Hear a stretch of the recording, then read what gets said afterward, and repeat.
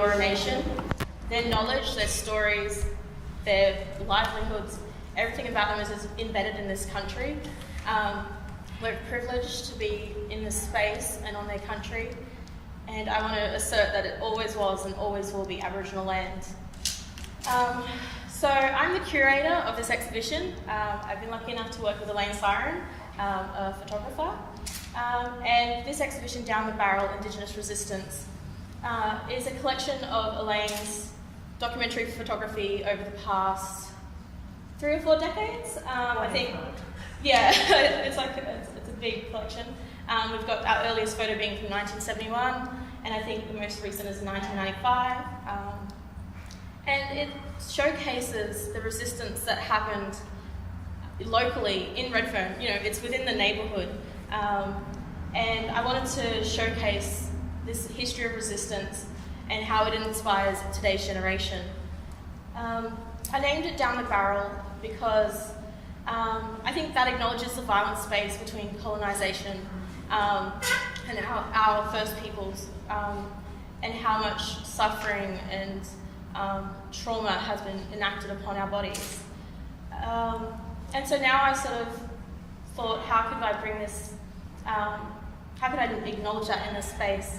And it's just showing it. It's just showing the just numerous, like, insane amount of people that would come out time and time again to fight for their rights. And I think that I want to assert that when I think of Indigenous resistance, while I've shown sort of collective protests, Indigenous resistance is so much more than that. It's theatre, it's dance, it's poetry, it's any sort of way that Black voices can be heard. So I hope that this event tonight will be one form of that. So I'd now like to pass it on to the wonderful Evelyn, who will be our MC tonight. So please welcome Evelyn. Thank you.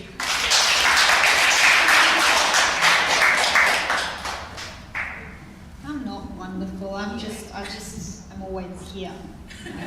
Sydney University. This is my place. Not really. And I would also like to extend that acknowledgement and that respect to the Gadigal people of the Eora Nation and the country that we're standing on.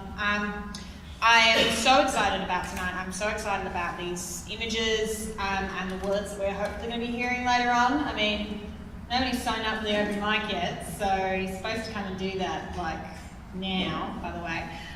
So I'm going to be the person that you are probably hearing the most from this evening because I will not stop talking. But basically tonight we are here to share words, to share thoughts, to share reflection, wisdom, Facebook rants, anything that you've got that's written down on your phone, anything you want to make up as you're going along. You know, you can come along and read an essay if you want. I really don't mind. And I think that it's important that when we're here today, we're acknowledging the diversity of representation that has been going on. Like, we've got images here over the last, you know, you did say the decades, because I was about to say 50, and I'm like, that's probably a bit of an exaggeration, yeah, not quite 50, but it's a long history. It's a long history, it's a diverse history, it's a rich history that we've got here going on in this place tonight, and so it's really important that we are acknowledging and paying our respects to everybody who's come before us that has made our being here possible today. And I'm so blessed to be surrounded by these beautiful faces. Part of the project of this evening, in addition to sharing our words, is displaying these photos. And so if you recognise somebody in these photos, that might be something that's worth sharing, because not everybody has been identified, is my understanding. There's you know, hundreds and hundreds of photos, a lifetime of work and a lifetime of incredible work, and we are just seeing a fraction of that here, so I'm so glad, Elaine, that you have shared that with us. So feel free to come and grab me and say, oh, I want to read something, or feel free to just literally walk up to the mic, as long as you're being respectful of whoever is currently on the mic, except for me. Don't worry about me, you don't have to be respectful to me. And in addition, we've also got some books down the back, so if you would actually like to read something from one of the poetry books, preferably not from some of the official court documentation that we've got down the back, because that would be a little bit dry, but I tell you what, contemporary Australian poetics is very experimental, so I am very willing to share a space with the avant-garde. But to kick us off, what I thought I might like to do, just to get everybody in the mood for for poetry, rhythm. I don't know any other adjectives to do with poetry actually, and I really should, but I don't. I thought what I would like to do is read something from you from an amazing poet, Uncle Lionel Fogarty. He's a Waka Waka man from Cherbourg, and he's got an incredibly long legacy of what's very often called protest poetry. And the reason why I'd like to begin this evening by reading some of his work is because I want people to understand that this word protest poetry and these images of protest that we're surrounded by today are not necessarily just a political feeling. They are also deeply embedded in love. They are deeply embedded in personal relationships, in relationships to place, in relationship to community, and to culture, and to ancestors. So, to kick us off, I'm going to read you this poem called Love by Uncle Lionel Fogarty. Love, walk with me. Love, waken with me. Love is a black newborn. Camp fringe dwellers are my love. Love is not seen in cities. Love is my father. Love is my mother. Scrubs are hid in bush love, and we say, love's mine. Love is alive and received. Love is a kangaroo. Love is an emu. Love is the earth. Love is the love of voice. Love is my friend. And what about us, who has no love? Well, love smells. Us Murrays knows it's love in bad love. Give us love. Give us love. Our dream timing is love. Catch my love over a fire. Fire of love. Culture is our love. Culture is ourself in love. The school don't give you love, so we black power give you love. Proud and simply, love is the love to our land's love. Love, walk with me. Love, awaken with me. Now give us the true love. All right, at this point I kind of need a volunteer to step up to the mic, and it's not a magic trick. I would like somebody who's willing to read something to come up and share, and I know plenty of names in this room, and I'll point and I'll be like, "Oi, come up." So if anybody would like to come to the mic and share something, please feel welcome. And eye contact constitutes as volunteering. It's like, oh, Lizzie, you're hiding. You volunteer as tribute. The incredible, the amazing, the phenomenal Lizzie Jarrett, everybody. I am so blessed to be able to share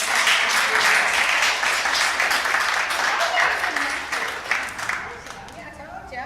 Yeah, I'll tell you later. Thank you. Thank you, sister, for this wonderful evening. Evelyn, Auntie.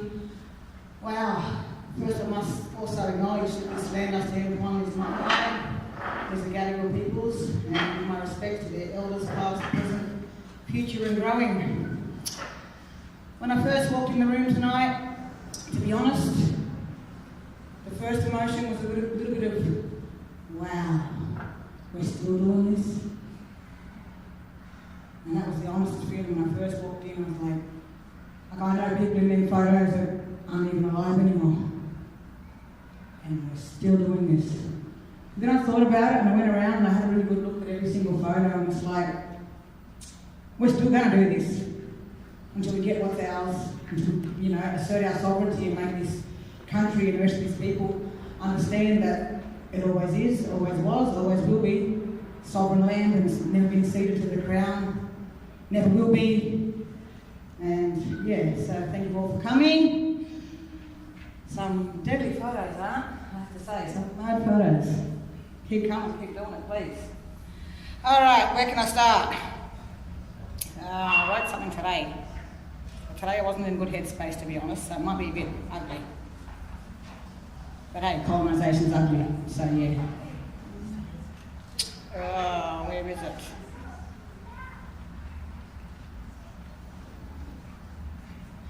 Not that one, Sorry, people.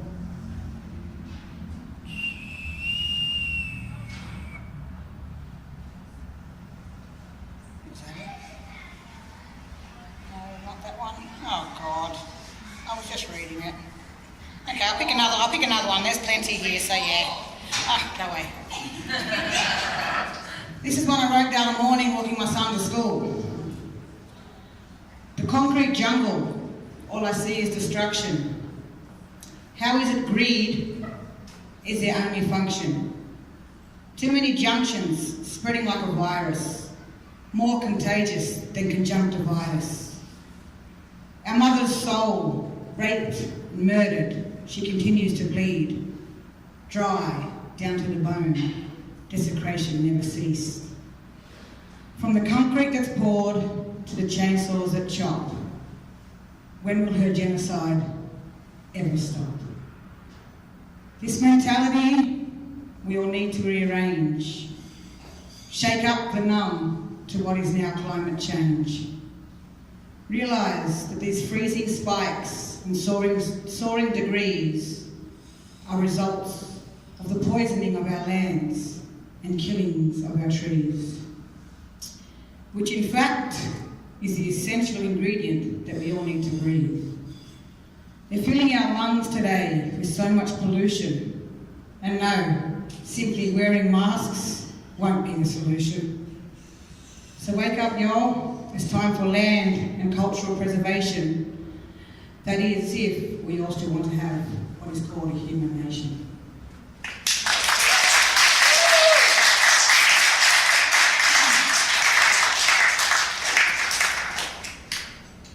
This is a nice little one I dedicate to the real boat people, them white fellas.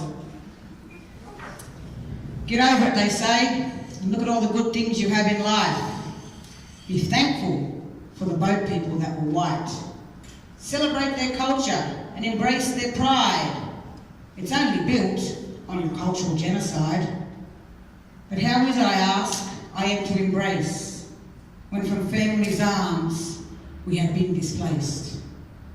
Left now to be internal refugee generations, controlled with force-fed religions and that assimilation. Taught to be grateful for all their good, yet we still dwell in poverty in the mission hood. They say we've got it too easy and the government just gives. I say come walk in my shoes and see how we live.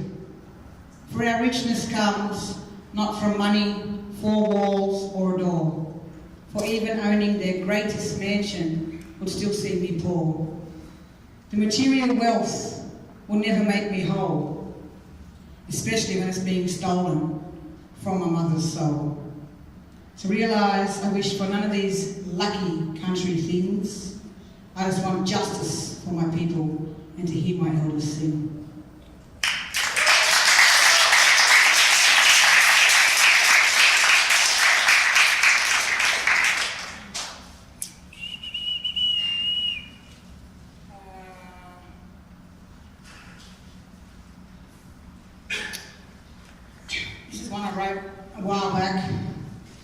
Dedicated to my father and all his siblings who are part of the original stolen generation, which, let me tell you all in the room right now, hasn't stopped.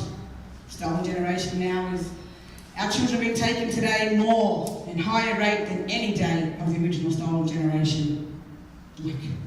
Shocking numbers, over 16,000 children now are in out-of-home care.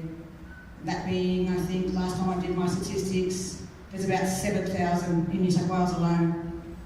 So just think about that for a minute while I read this, please. No, I'll find it again. Okay.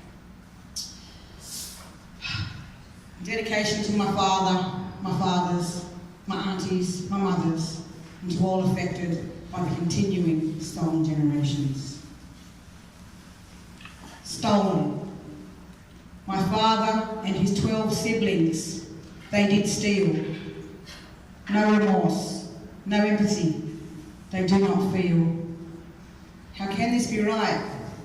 This is so surreal. They drove them away like cattle in their automobiles, stolen from their family and everything they know, stolen from their country and their connection to their home, put in concentration camps like prisoners of a war zone. Will they ever see any family again?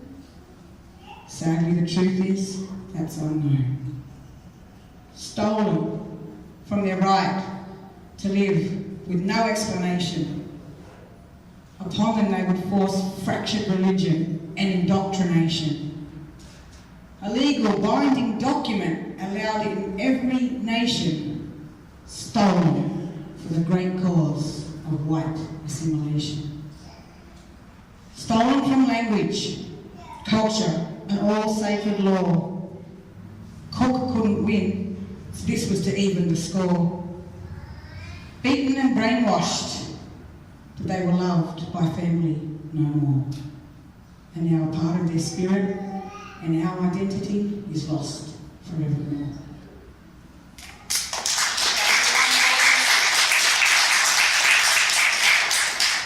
Where is this little bitch? There she is. Come on, trying to hide over there now. Yeah, okay. I'll give you. I had one that I read, I can't find it. Oh well, I can't say no to this one because this is a dedication poem to a family that I wrote for my cousin, David Dungay Jr., who was murdered in Long Bay Jail on the 29th of December 2015. Justice for Junior. Held down under force of hands and knees. He cries for help. I can't breathe. Then given a lethal dose of sedative. Only minutes more does he live. Let it be known there is no crueler hell than to be murdered by guards in a prison cell. His death certificate then falsified, stating natural causes, sickness and suicide. Our brother's life taken by those who are meant to protect and serve, for under their law, black lives have no worth. The injustice system that then conspires with the correctional services and media helping to voice the liars. The guards and the medics, they claim no accountability for his murder and loss to our family and community.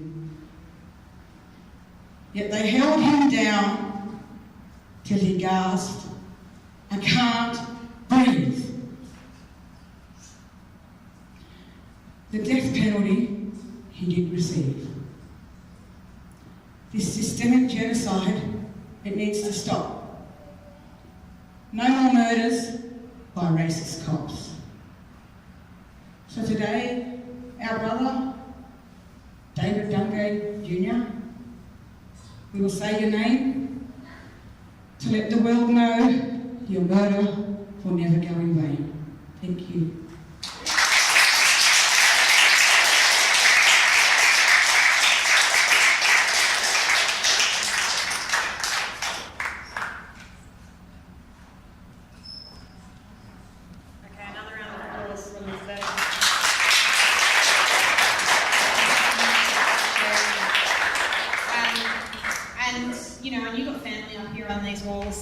So important that you're continuing that legacy, and we're all in our own ways continuing the legacies of resistance that have been going on for so long. If I haven't caught it too off guard, I would like to now pass the mic over to another incredible foundation of this community in this place, Lorna Munro. And Lorna's work has she's been working, and I use the term working because, we do need to understand that, resistance is something which has this incredible emotional, physical, intellectual toll on people. It is work, it's not just a hobby, and she's been working since she's a teenager, and she's been producing incredible poetry. Like, I remember the first time I heard her work and I was just like absolutely blown away to be hearing something so powerful and so specific to this community and these struggles. And so I'm, so blessed that she's willing to come down and, share not only her work with us, but also share Lily Ujali. And by share, I mean, I'm stealing it now. So thank you so much, sis, for coming down and, passing it over.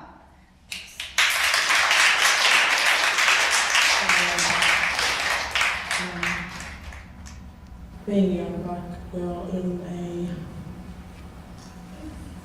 a country ruled by an old white man.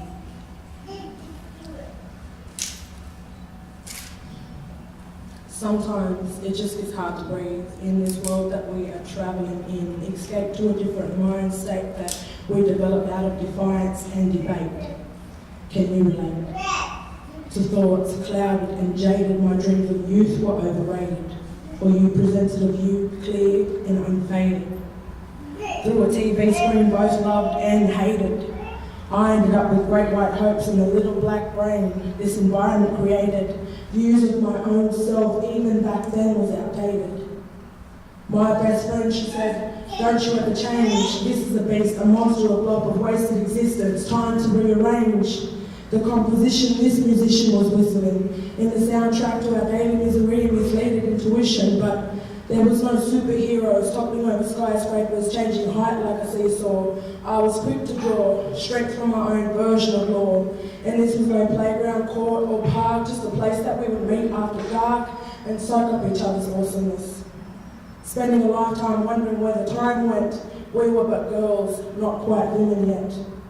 Native roses emerging from a crisscross pavement, dying in waves, let these roots take shape. How does beauty seek nourishment in a resting mound graveyard for flowers built up on colonised ideals of what we should look like, mutating in just hours? What the fuck should I be like? Don't nobody try to censor how a lady should talk, right? Fuck it, I'm just a product of the soil attempting to act right. Water trying to be oil, clean right trying to be foil. Don't swear or you will spoil your pretty words. Poetry is a curse. My father says that in his language your pen is your spear or your sword that can be used to force opinions, pillaging and plundering on conforming villages, but please, I come in peace. Let these visual images invade your brain and detain it like what was done to my ancestors, our history, in the way that you have stained it, because we cannot all be vegetative weeds, grass or stars in this delusional warped society, controlled, confined reality. My chest caves in on demand. It gets hard to see a sense of self-worth hoarded behind a glass window. I cannot breathe.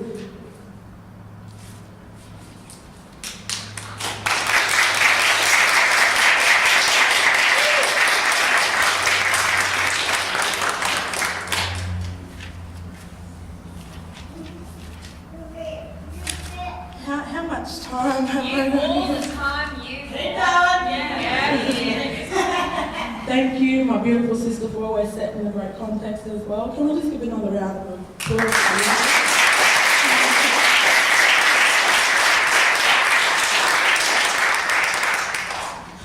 A lot of people come out and protest poetry, as we can plainly see. A lot of artists have really claimed that ground and used it to control a narrative that has been dictated to us, and never by us. So that's why it's so important to always be telling our stories and telling them from the heart and not telling it straight, We've got no time to muck around, we've got no time to sugarcoat things, we've got no time to wait for people to want to engage in this anymore. We've got to do it for our people. Because as you may or may not know, history is recorded in the eyes of the colonisers, so what happens to the colonised? This is what happens.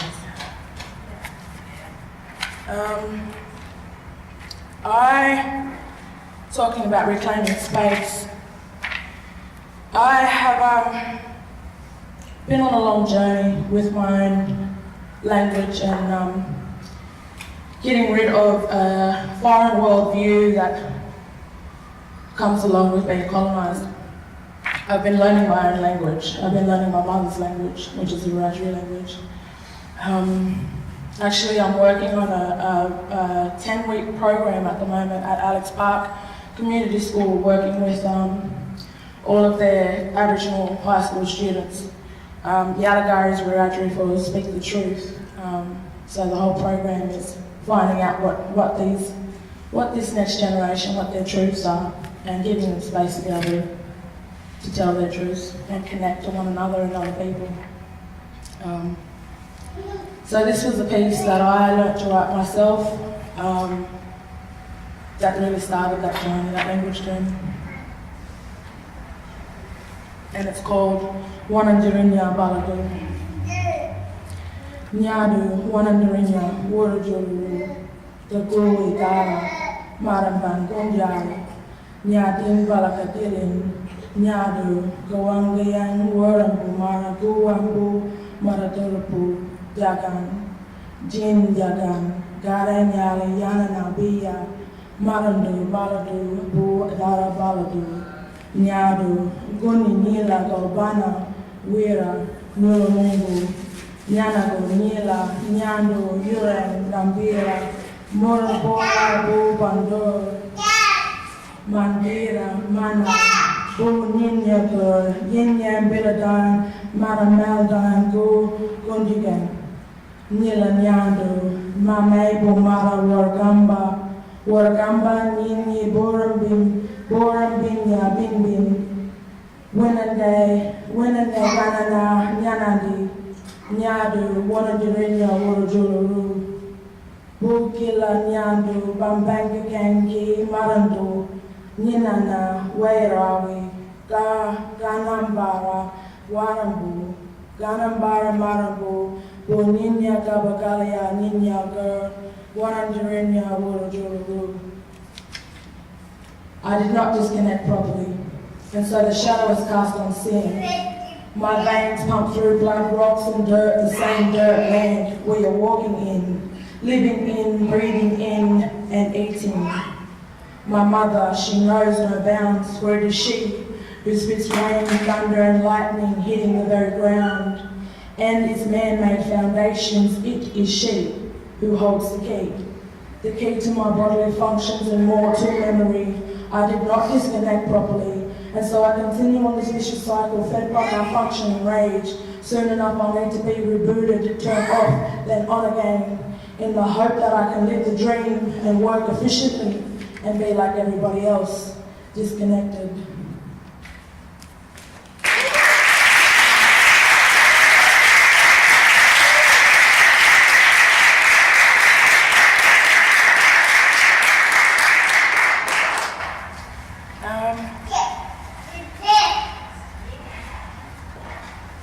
Could I borrow your phone? Yeah. I've just written a new poem and just on yours will be alright. My baby smashed my phone before we came here. It was a $50 one, it wasn't that difficult. It was bound to die, much like us all. Yeah, so I'm stealing Ev's phone for a minute. Thank you. So this is a poem I've written as a challenge to my class to talk about. I want them to write about what it's like. Alexandria Park Community School has one of the highest populations of Aboriginal students, and a lot of them come from poor socioeconomic backgrounds. A lot of them live in the community that I've grown up in and live in as well. A lot of them have family connections that a lot of them aren't aware of. And after spending a lot of time with me, they're starting to formulate and politicize their ideas and think about their thirst for culture. But I wrote this poem as a personal kind of reflection of growing up in a place that, you know, a lot of these will literally talk about Redfern Water as being the birthplace of self-determination as we know it. It's the birthplace of the whole Black Power movement. It's the birthplace of a lot of educational programs that reflect cultural and community and political historical backgrounds and stuff like that. There's a lot of firsts in Redfern and Waterloo. At the moment, you know, we are looking down the barrel of a new wave of dispossession in the form of gentrification, with, you know, tearing down a lot of the flats and stuff like that after displacing the Redfern community on the block, which is why my mum, Jenny Monroe, set up the embassy to protest against the Aboriginal community, an Aboriginal organisation that was supposed to house Aboriginal people, and are now looking at housing hundreds of students and 62 Aboriginal families, apparently. That number keeps decreasing. Anyway, I keep talking about how it's so important for Aboriginal people to control the narrative of the community, because we are the people of the dispossessed, and we've been dispossessed and dispossessed some more, and now these mob are going to want to dispossess us again. So, you know, there's a lot at stake at the moment in little old Redfern and Waterloo. It's been the forefront of many battles. Anyway, this has been the challenge in my class. Gone are the days where these streets were safe to play, when mothers told young black boys and girls they could walk or run any which way they chose. Because it didn't matter how much fun you had, you paved pathways with hand-me-down shoes. We stayed out all afternoon, blinded by the summer haze, because the sun didn't go down till we finished our last game of tips or roundies or hopscotch chases with no boundaries, sneaking up to the top shops with tiny hands clutching silver pieces, swap them for candied hearts and eucalyptus drops, gummy teeth and pop tops, $2 chips and everyday staples. How mischievous were we in our schemed wild Roman stables, craved for togetherness because that's all we had. Inside a concrete jungle is social experiments in government labs.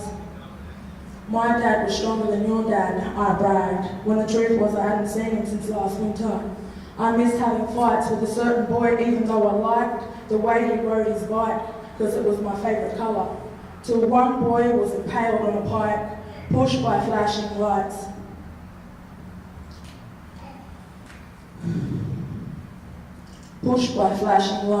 And after that I didn't like that red no more, especially when I seen it chasing the blues to my front door. My home has changed. Not safe to roam, to walk, to run or ride a bike no more. Harassed and strip-searched by older men who also wore blue uniforms. Or was there really home? I can't recall or hold on to that thought, like jars can't eat foam. I mean, what did I really know? I knew that black was safe and white was not. I knew when I could sense the presence of a cop every day till today, even as a grown child girl, I don't feel the same in my makeshift world. One that was created with discarded parts, others did not want to use within their art, all their plans for a brighter future. I was promised there's no fear in the laugh, and learned to speak so that I didn't offend, and it never ends. Not allowed to breathe or start something you never intended to finish. We were fish, following the current of a city flow. No one knew which way to go. We didn't say it out loud, but we followed though, weaving a course that none of us knew, other than how to not get caught out or left behind, was key to being able to find. Base camp was flat, hiding behind the big bad city rats who scurried in the dark and hid, ready to jump out on some unsuspecting kid. That one, he didn't know no better, and he had his most prized feather plucked, pulled, wrangled, controlled, tarred and tethered. And then Waterloo had its own set of new rules. No more playtime, no more Redfern school. So much confusion, so much hurt. Little black girls weren't allowed to wear skirts. With such anger and such hate, the boys I grew up with started to self-medicate. Now I see a price on something I used to get for free. A strong black community, the backbone of resistance shedding its skin to reveal the dollar sign because gatekeepers entice the masses in. There's no more black faces to keep reminding them of their unintentional sins. They rip that power apart, dividing our skins. All this in a place we were all fighting for some space to free fall, onto a soft patch of grass where toilet paper trees burnt in a row, illuminating the start of the beginning of the end of this life and its black heart.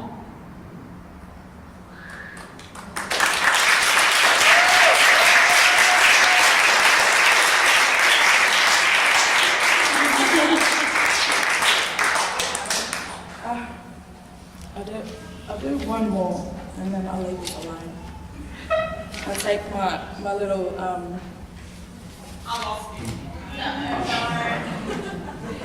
He's out there trying to talk people in.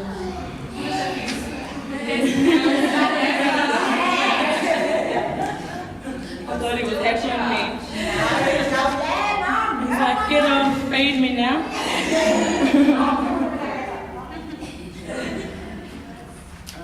I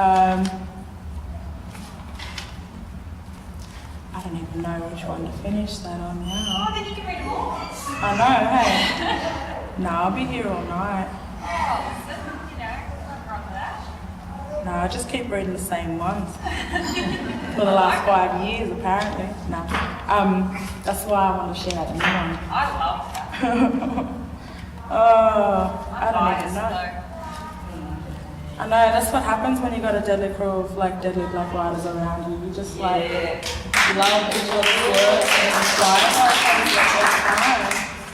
I haven't read a new book in Same cycle, same people. Whenever they release new stuff, you're all over it. Yep, we know.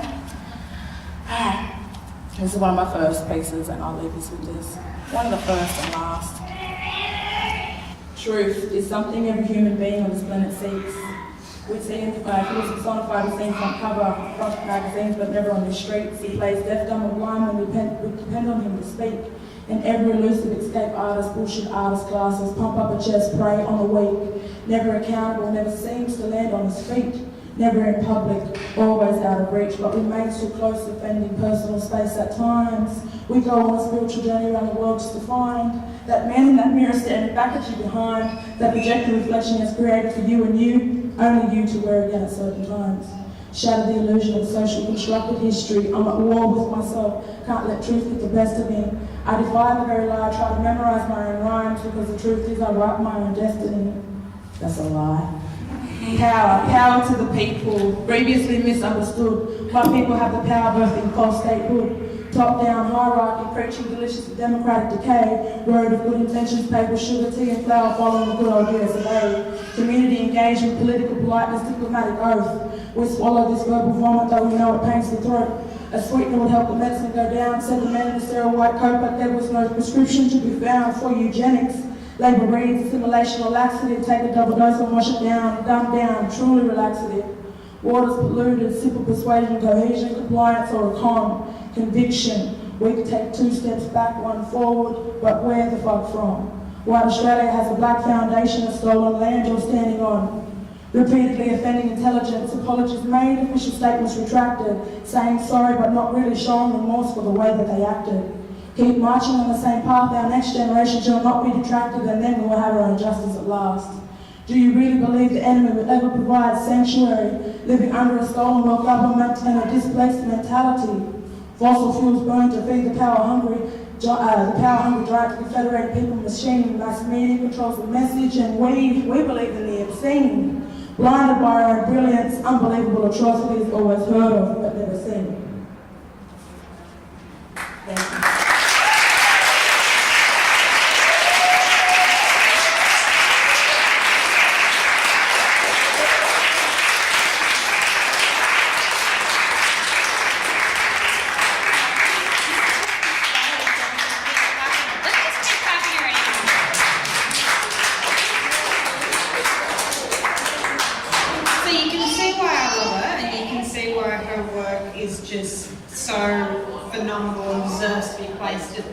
Deserves to be placed in such an important part of this history. Thank you again, Lorna. I know that you're out there with little brother. Yeah, thank you. Well, she can still hear. Okay, another round of applause. Thank you.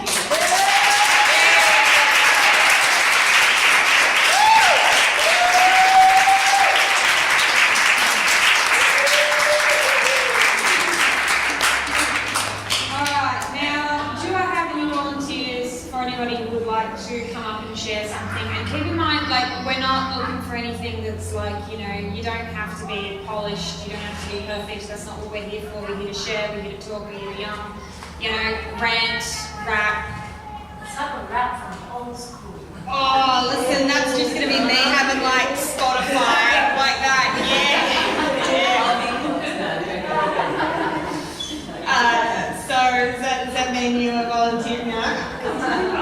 said, eye contact is volunteer. Oh no, that's going to be real bad for everyone. You didn't bring anything? No. You want to make something up on the spot? You want to just share your story out? Come on.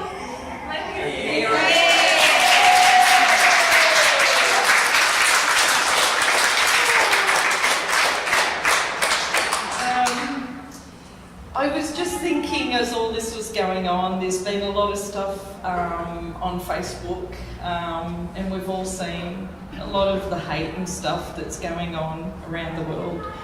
And one of the things came to mind, and it's something that I'm constantly confronted with about how much Aboriginal am I, and how much whatever else am I.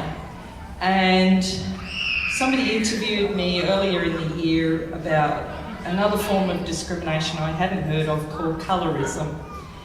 And I thought, I know it's very difficult. We look around us and we tend to look at the face that we're looking at, and we tend to judge what we see.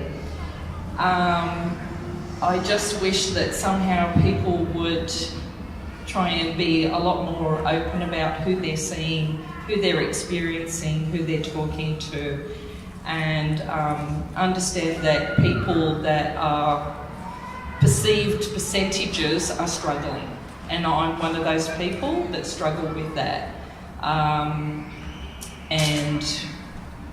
it can be a very, very difficult experience. And so just understand that colorism is a form of discrimination, and try to not label people so readily, and understand that they're struggling just as much as whoever the viewer is, and that we need to be mindful of that. That's all I can think of, I'm sorry.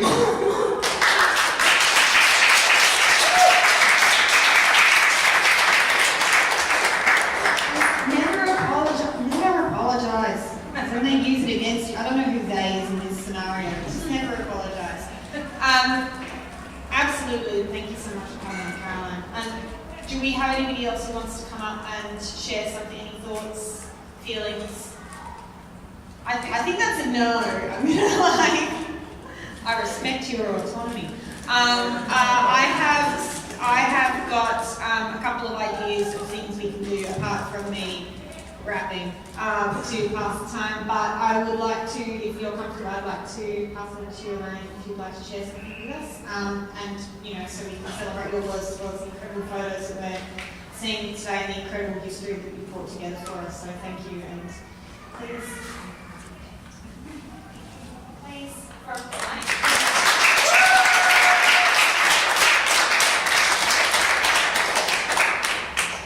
Thank you. And thank you to the curator, Rebecca Raymond, put it together. I'd like to acknowledge also the elders past and present of this beautiful country in Australia, my adopted home, and the Gadigal and Eora people, the remaining ones. I have a poem to read. It's not about Aboriginal people, because my photographs can speak for themselves, and I'm not an expert. I want to say my photos speak about history that was lost, and I don't want to say anything about that history, except that our politicians and our history professors and people that are in charge of history have just left out generations of, not generations, centuries of the frontier wars and Aboriginal people. So we must allow the history to be written now by Aboriginal people and by their culture, their artworks, their poetry. And thank you to Lorna and Lizzie. I don't even know Lizzie's last name. But Thank you, Lorna Monroe, because that was powerful poetry. I think that my poem is about the postal vote that's coming up, because we need to support the LGBTQI community, and it's coming up really fast. And anybody that's not enrolled, if you're 18 and you haven't voted, vote now, and you'll be so proud that you did it, no matter what the result is. I have 4 children, 2 grandchildren. Oh, sorry. Beg your pardon. I have 4 children, 2 stepchildren, and 1 grandchild. But I wrote this back in the 80s when I found out that my son was gay. And now I have 4 children that are all gay, lesbian, and queer. So this is my poem that I wrote in the 80s. Dildos, not grandchildren. I felt like a peeping Tom. My cameras were an excuse to see firsthand what world my children were part of. My first sleazeball, trapped only by a gate, denied entry, not wanting to join but to purr. Open mouth, shock does settle, time settles, eases the pain of fear of the unknown. I am the only possessive parent. Who else would follow my beautiful daughter and my handsome son to the sleazeball? Where did I go wrong? I scream again. Why? My family does not deserve this rebellion of social mores. A sexual revolution? Sacrilegious, a curse. I deserve grandchildren, not dildos. Hurtful times ease the pain and passes into those passionate photographs that shape stories of a nation of people hidden in agony, shaped centuries of time. Flinging out, coming out, screaming silently, no more. No more screaming silent night, my children. Stand tall. Let this history not be forgotten. Let these photographs tell the story of the struggle, the rage, the silent screams.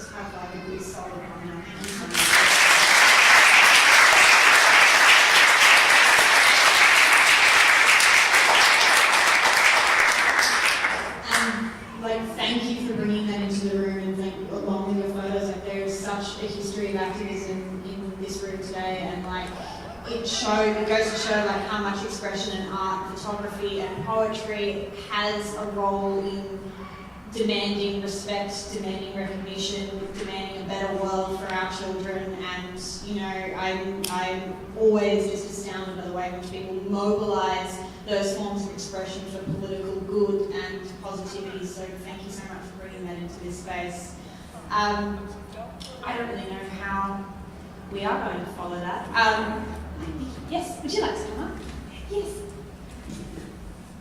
Okay, Vicky Graves, everybody, who is energetic. Thank you. It's all yours. Oh, well, I just thought that I'd talk to you about a little history to do with creative writing, and while I'm talking, maybe conjure up some spirits of people who have contributed a huge amount to the history of creative writing amongst Aboriginal people in this country. I'm of a certain age now, I'm a grandmother, so I can talk about history. And when I graduated from university, I worked in Redfern, managing the Aboriginal Resources Centre in Chippendale, which no longer exists, next door to the old settlement. But in those days I was working with teachers in schools to incorporate things Aboriginal in their teaching before there was ever an Aboriginal education policy. So it was quite a while ago. We're talking 1980s. And I was very soon recruited to be a head teacher at Tranby Aboriginal College, which was the most fabulous experience. And one of the things that happened to me, I don't know, people in this room might know some of the people I talk about, but Kevin Cookie, thrust at me some papers and said, "Hey Vic, we've got a creative writing program, okay, you'll manage that?" And so I met the wonderful George Papalinas. I don't know if anyone knows of George. He unfortunately got to be very ill, but it's one thing that I share in common with Tony Verge, is a great friendship with George Papalinas. He was a boy from, what is that country, island in the Mediterranean? Cyprus. Right, in between Turkey and Greece, like the problematic place. So quite a number of people migrated here, and he lived out at somewhere near Maroubra. And he had just published a book called Icons, which was every creative writer's dream. This book got on the high school syllabus. So every school in New South Wales had to have not only one copy, but several. George did very well. And a great guy. And he had a problem with the creative writing program, in that, how do we get people to come along to creative writing classes, and how do we get them to keep coming? So one of the things we did was we incorporated creative writing into the syllabus of Tranby. And Tranby Aboriginal College in those days, I don't know much about what happens there now, but it's not like it used to be, I'll tell you that. We could do those things. Like we could just change curriculum. Like I'm just out of university and I'm creating a curriculum. I wrote Aboriginal Studies curriculum, and I wrote communications curriculum, and I wrote the tertiary preparation course curriculum. It was so exciting. It was really interesting work. But we had these wonderful people coming into Tranby regularly, calling in when they were in Sydney. People like Kath Walker, Bundjalung, I had the great opportunity to meet, and to have her talk with students and to spend time with her as well over cups of tea and so on.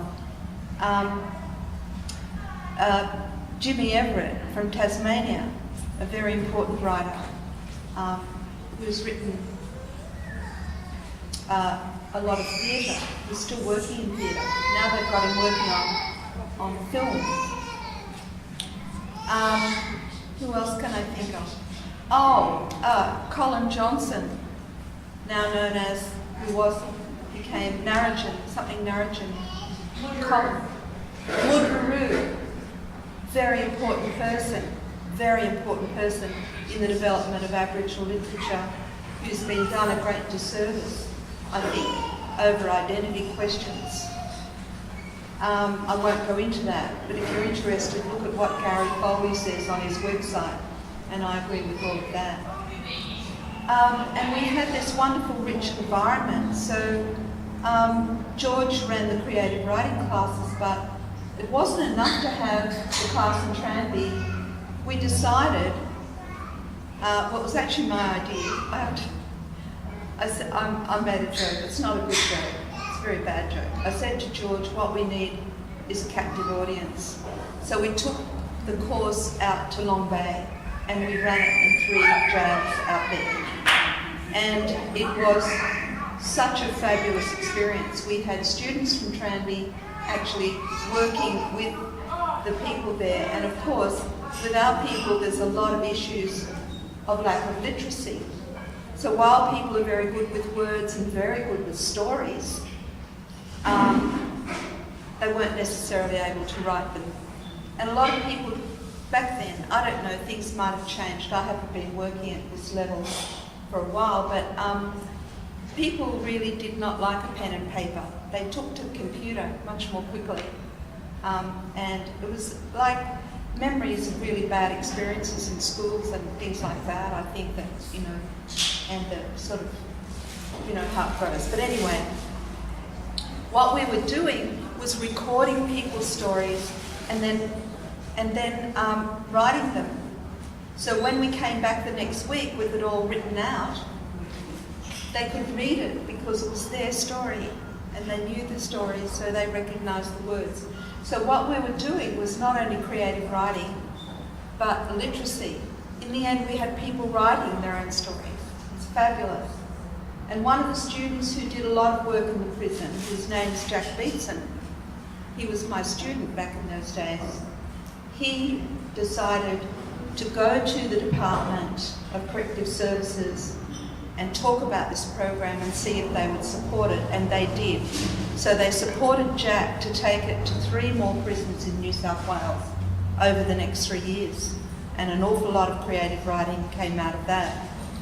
But I guess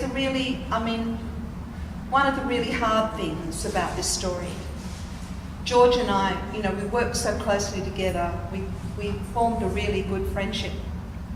And one of the hard things is that, one of the struggles in life is getting used to the fact that things don't stay the same. We have to deal with a lot of disappointment.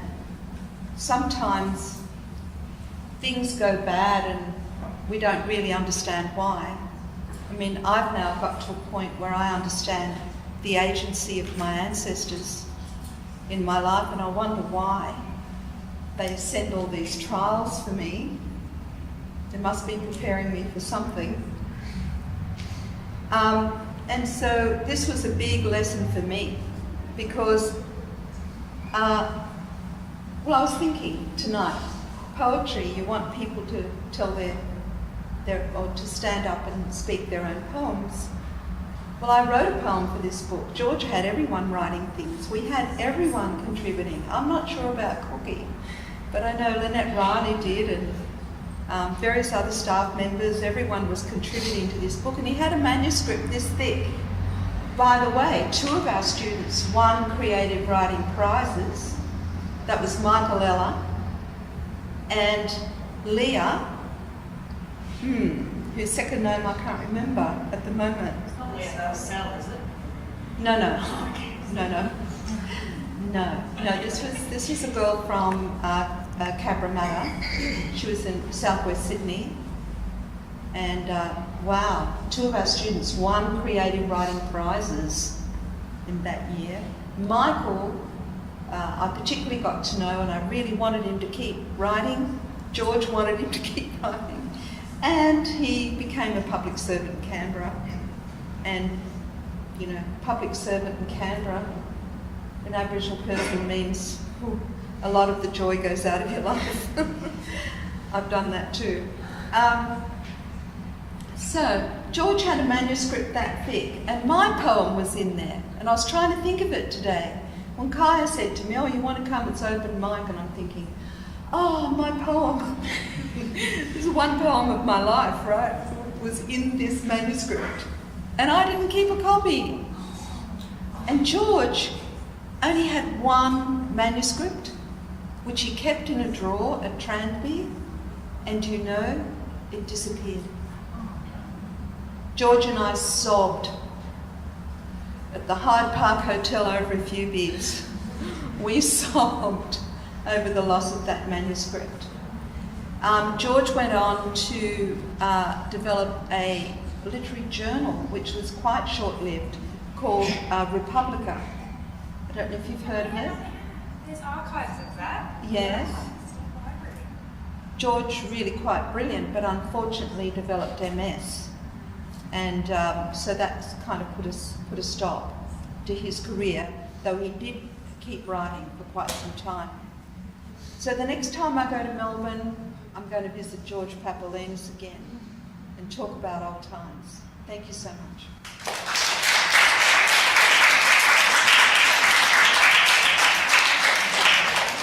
Okay, another big thank you to Vicky for sharing that story with us. Thank you.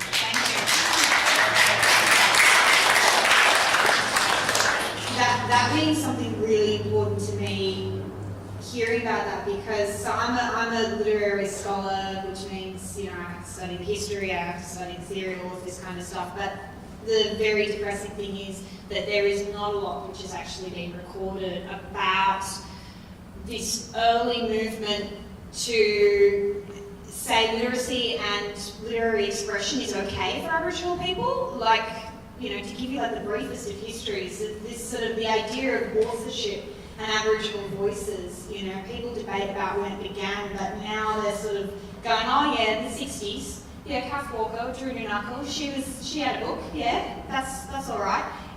You know, we'll acknowledge that is a form of authorship, sure. And when I went back and I had a look at the reviews and I had a look at the way in which people treated her work and her writing, it was absolutely horrendous. It completely ignored the context. So, you know, Udru, she was working in contexts like what we're seeing around the walls here. She was reading her work at Communist Party meetings. She was reading it at the APA. She was in an incredibly political space, but the politicisation of her work was never acknowledged in those earliest reviews, and it was just this terrible tension of, you know, oh, she's not really very good at being a writer. She's not really very good at being an Aboriginal either.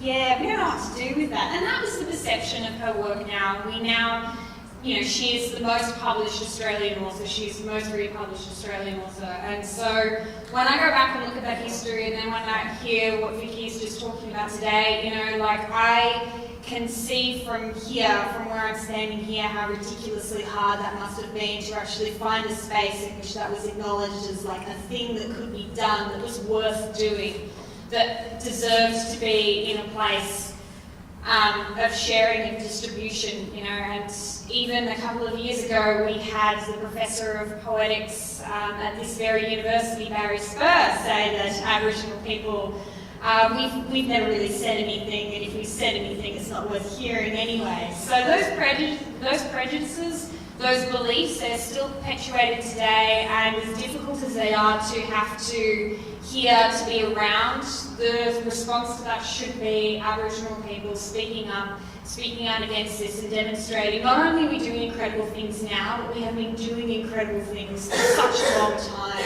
Our authorship goes back time immemorial. It is such a central concept to the way in which we share culture. So fuck Barry Spur and fuck all of the earliest reviewers of Udru who thought she wasn't very good at it.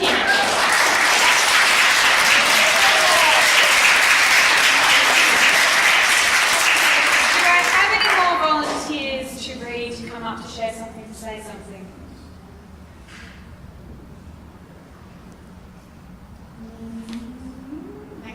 That's movement. There is a picture of Dennis Walker right there. Yeah. That's her son. Oh, yes. Dennis Walker, he's an activist. He is. Dennis Walker is. He is. Right at the top with the black and white with the Aboriginal Medical Center. Yes, I had the good fortune of being able to hear him talk about his mum at the Canberra Embassy. I guess all of us now are operating under like the legacy that Kath Walker and Drew Knuckles set for us and the standard that she set for us, the world that she created. But there are, you know, her son is still continuing that legacy of activism and resistance and the occupation of spaces in which they don't believe we should be allowed to be in. So that might be a literary space, that might literally be the Lords of Parliament House. And that's very often what we're doing. We are occupying spaces that they don't think we're allowed to do. But what I would add to that is I would say that we are doing it so much better than they thought we could, and so much better than they are. Like, there are a lot of names I could list to demonstrate how great Aboriginal poetics are compared to Australian poetics, but that's petty. Okay, what I'm going to do is I'm going to be a big noter here, and if nobody's going to volunteer, I'm going to read something that I wrote. Oh, good! The people I have planted in the audience are here to support me. So I'm going to read this because we've had so many incredible women that I respect and admire speaking tonight, and I'm just going to read you a poem that I wrote about my auntie, and really the first story that I ever remember her telling me. And it's the story of Balu, the Moon Lady, and you know, she comes down from the moon and she collects the honey, and then one night she's trapped in a log and she can't go back to her home on the moon. But the little grass people, they come and they help her, and they set her free. And out of respect, out of reciprocity, she gives them the dew, so that they won't be thirsty. So this isn't a telling of that story, but this is kind of a telling of what it feels like for me to be entangled in that story. So this is called Balu, or, on my phone it's matriarch, but with 2 H's, ... So, Balu, I am watching you watch me, with light carried by voice gentle, voice soft, voice to call all my world of sound and sight. Balu, I have turned round the sun and turned into you, and left as much of my blood in the soil as my blood is the soil. In tree hollow and above the stars, these crowded earths have pressed against the other, as they always do, are flown between, in hum, in core, in gar, in spirit shard as you teach, in and against me where I am never as small as I remember, where I wait cold, wait quiet, carefully make the life I don't get, the home I don't know, choose something else, and be it or not, but always answer the voice with always. I will be yours and carry yours. Sing it back, slip crescent and wane, like fingers in my hair, like blood gift to soil, like you made a star in her that mapped me to myself. Balu, I am only edges at your light, and I thank you for your dew, for your pale face, how you dance upon the river, how you follow me home. All right, do I have any volunteers?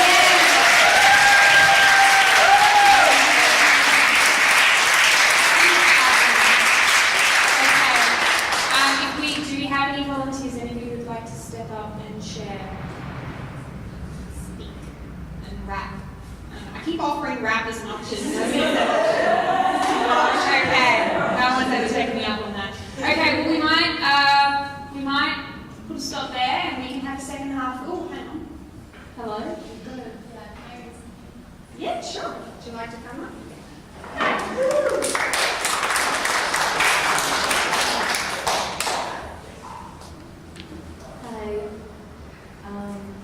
I wanted to thank everyone who shared. It's been really incredible and moving. And I also wanted to acknowledge that I'm on Gadigal lands, and all of the elders, past and present, that this is and always will be Aboriginal lands. I'm actually from the US, and I don't have the Australian accent. And over there is no acknowledgement of country or any of this, and so when I go back, I'm gonna look more into that and bring it into Stacey's too. I'm just a traveler in Sydney, but when I've been here, I've gotten the fortune to meet Elaine and to talk to Rebecca and to learn about all of this history that I had never known about. We're not taught anything about Australia, much less Aboriginal resistance in our country, but there's so many parallels between all of these movements, and I've learned a lot about Black Power in the United States, and coming here, it's really, I can't describe it, it's incredible to see those pictures because they mirror each other so much in different ways. And right now in the US, there is a lot of police brutality, there always has been. The police were created as a slave patrol force during slavery to keep runaway slaves and to deliver them back, and since then it's only continued as that arm of the state, as repression. And to give you some statistics, in the US, I'm sure you already hear a lot about Trump, but I think imperialism and police brutality have been there even before he's become president. And so in 2016, the police killed over 300 Black people, and this year the numbers are only rising. And so there is a war happening there. Yeah, I just wanted to like bring that up. There's a lot of people fighting there too, and it continues.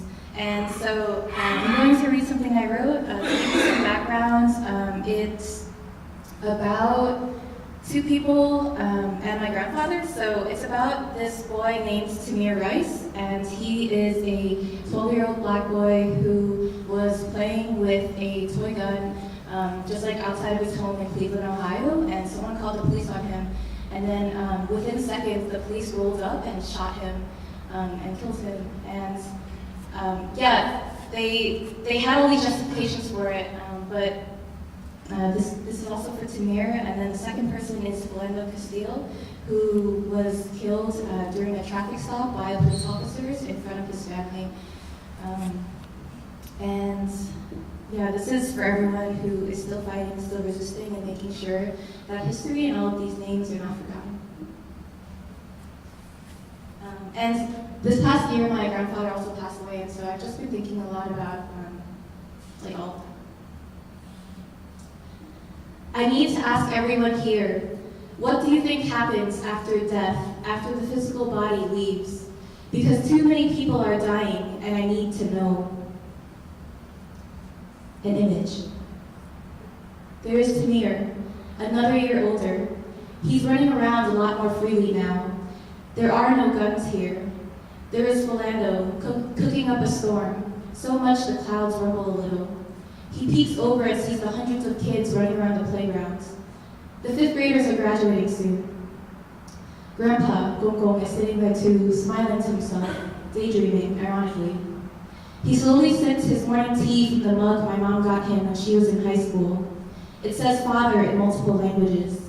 Here, he conjures music from Cantonese opera at his will. With the tap of his finger, an orchestra unfolds. He sings along loudly, not minding who hears. Tamir is laying on his stomach on the soft ground, both hands holding up his cheeks. He is staring hard, concentrating so the clouds move slightly past the sun so the kindergartners in all of Cleveland can have a cool recess. At that moment, his mother looks up to the sky knowingly. In the outdoor kitchen, Philando hums the same song Gongong is singing.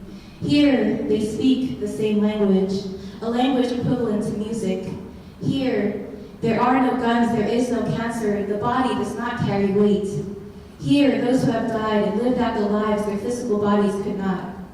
Tamir creates sunlight, Gongong, the music you hear from the glistening of the tree leaves in the golden hour. Philando creates waves that calm memories. Aiden once said, maybe the greatest form of resistance for us is to become ancestors. May they rest and live over us in peace. May the depths with which we live our own lives be testaments to their spirits. May our hearts together beat on.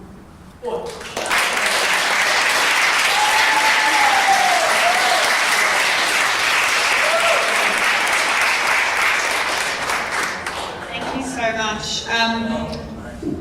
Okay, well, I don't know your name to get like, oh, can we do another round of applause? It's waiting. Okay.